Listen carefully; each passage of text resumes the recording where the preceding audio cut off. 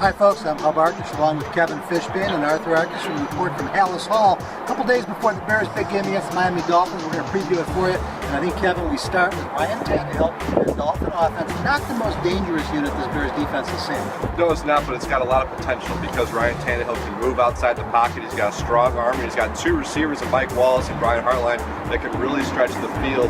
And they have a running it back in Lamar Miller, who's averaging over 5 yards a pop. They can run the zone read. There's a lot of ways Miami can beat you, but it all goes back to consistency of Ryan Tannehill. And of course, Arthur, if they really love Lamar Miller, they wouldn't have signed Noshawn Marino.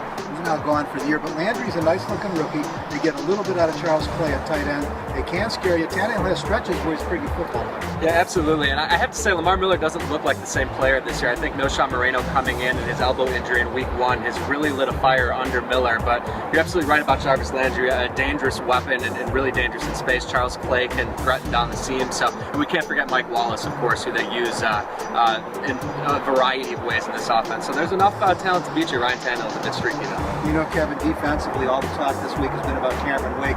Jelani Jenkins, pretty nice-looking safety. They got veteran corners in Portland Finnegan and Brent Grimes. And Olivier inside will give them some push as well. So it's not just about beating Cameron Wake. Well, they have the formula to beat the Bears because they can get pressure with their front four. You're talking about Jared Odrick, Randy Stark, some of those guys in there. And then when Jay Cutler looks at that secondary, he's going to see a Brent Grimes or Brandon Marshall called the top 5 corner in the league. Louis Delmas, who's had his experiences with Jay Cutler back from when he was in Detroit. So there are some talented, experienced players. You mentioned Jelani Jenkins, young guy, John Bostic's former teammate.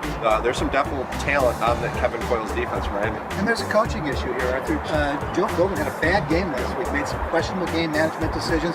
Mark Trestman may have a bit of an edge. Yeah, he did. Philbin with a couple of really ill-advised fourth quarter timeouts on Green Bay's final drive. He went for it on 4th down after a blocked punt in the first quarter. Hasn't had his best stretch, so you're absolutely right. And Trestman's team has a bit of momentum, and now they try and bring it home and see what they can do. I'll make it easy for you guys. All 3 of us picked the Bears this week. We hope for your sake we're right. And for the best in Bears football 24/7, stay right where you're at ChicagoFootball.com.